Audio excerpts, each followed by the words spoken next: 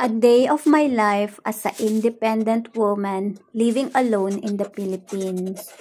Ako nga po pala si Marilyn Manuel, isang dating OFW ng Hong Kong for decade. I took this video yesterday night. Tara, samahan niyo ako kung anong mga daily routine ko paggabi.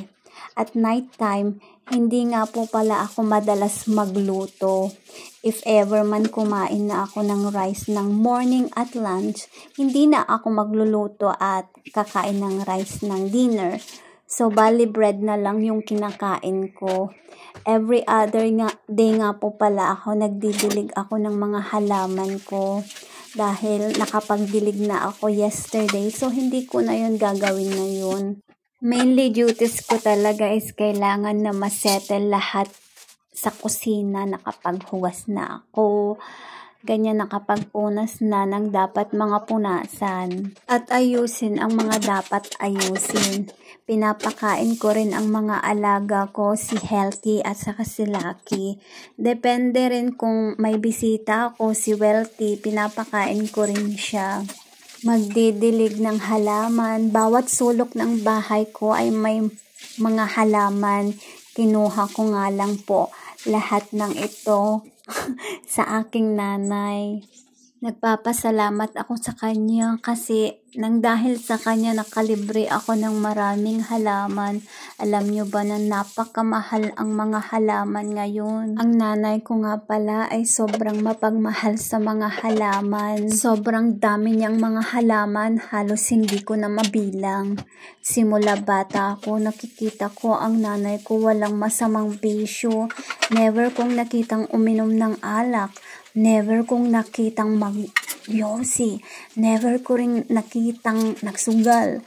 Never ko rin nakitang pumunta sa kapitbahay para magchismis.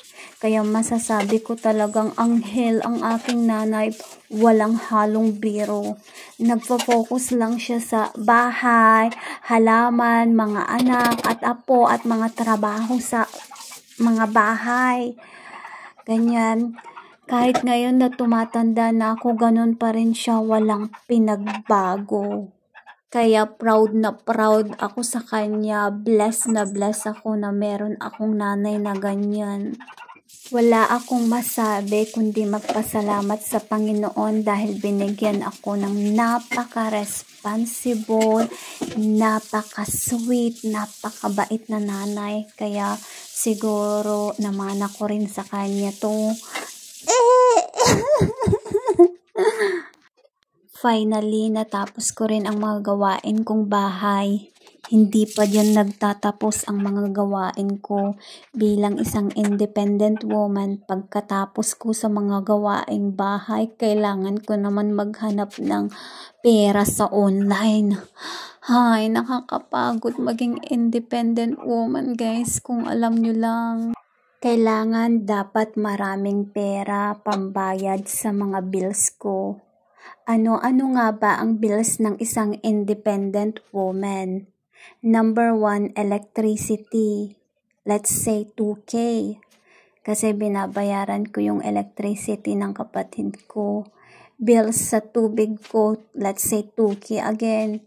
Bills sa wifi ko, 700. Allowance ng anak ko, 3K.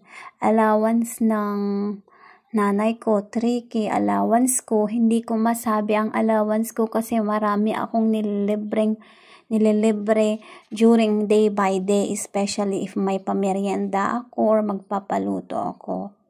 Bills ng groceries ko, groceries ng nanay ko, groceries ng kapatid ko. Groceries nila Healthy, Lucky at Wealthy, kailangan ko ding i-secure ang mga pangangailangan nila. Mainly is pagkain at cat litter nila. Bills ng alaga kong baboy, sina Dollar, Cheerful at Joyful. Ang mahal ng mga pagkain nila, gold na gold. Nakikita nyo man akong maganda ang buhay ko, kinakayo ko lang to talaga ang lahat. Kasi wala tayong choices, hindi tayo pinanganak na kontraktor ang mga magulang. Kung tutuusin, Mas maswerte kayo kaysa sa akin. Ako solo sa lahat, wala akong sinasandalan na tao.